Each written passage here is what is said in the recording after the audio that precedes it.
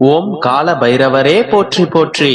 என் அன்பு குழந்தையே, இந்த மங்களகரமான தினத்தில் உனது பிரச்சனைகளை தீர்த்து வைக்க பைரவர் உன்னை தேடி வந்திருக்கிறேன். இந்த பதிவை முழுமையாக கேள் தங்கமே, என் செல்ல பிள்ளையே. என் அன்பு குழந்தையே, உனக்குள் இப்போதெல்லாம் எதையோ இழந்ததை போன்று ஒரு தோற்றம். போராட சக்தி இல்லாதது போல், வலுவிழந்து இருப்பதைப் போல் நீ உணர்கின்றாய். இப்போதெல்லாம் சூழ்நிலைகள் உனக்கு இருந்த நம்பிக்கை என்னும் கண்ணை மறைக்கின்றது. நீ தளராதே. இதைவிட மோசமான சூழ்நிலை வந்த போதும் கூட நீ அசரவில்லையே.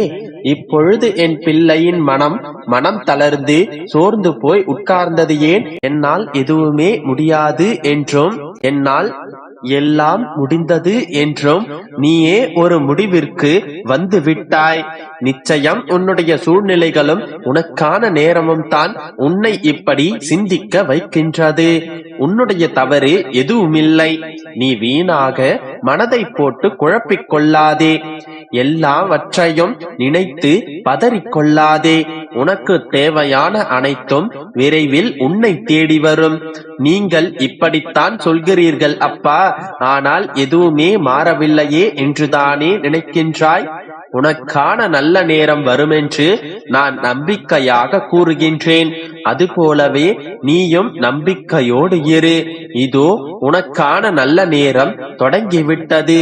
நிச்சயம் எல்லாம் சுகமாகிவிடும். உன்னை எல்லோரும் தனியாக விட்டு விட்டார்கள் என்று நினைத்து புலம்புகின்றாய். என் தங்கமே, யாரும் இவ்வுலகில் தனியாக இல்லை. எல்லோருக்கும் இந்த உலகம் என்பது பொதுவானது. யாரிடமும் அதிகம் எதிர்பார்க்காதே. அது உன்னை ஏமாற்றத்தில் தள்ளி இந்த நிலையில் தள்ளி இருக்கின்றது. உனக்காக யார் இருந்தாலும் இல்லாமல் போனாலும் உன்னுடைய உயிராய் நீ பக்தி செலுத்தும் இந்த அப்பா உன்னோடே இருப்பேன். உனக்கு வேண்டியவற்றை அனைத்தையும் வேண்டிய நேரத்தில் சரியான காலத்தில் நிச்சயம் தருவேன். ஒன்றை மட்டும் மனதில் நிறுத்திக்கொள். நீ என் மீது முழுமையான நம்பிக்கை வைத்தால் மட்டுமே என்னோடு நீ பயணிக்க முடியும். எல்லாமும் என்னுடைய அப்பா பார்த்துக் கொள்வார் என்று முழுமையாக சரணாகதி அடையும் தருணத்தில் மட்டுமே என்னால் உனக்கு உதவி புரிய முடியும். உன்னுடைய வாழ்வை முழுமையாக என் பொறுப்பில் விட்டுவிட்டால் அதை வைரமாக ஜொலிக்க வைப்பேன். உன்னையும் தங்க சிலையாக மாற்றுவேன்.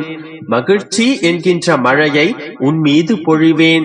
எனவே உன் வாழ்க்கையை என் பொறுப்பில் விட்டுவிட்டு நீ முழுமையாக என்னிடம் சரணாகதி அடைந்துவிட்டு மன நிம்மதியோடு வாழ்.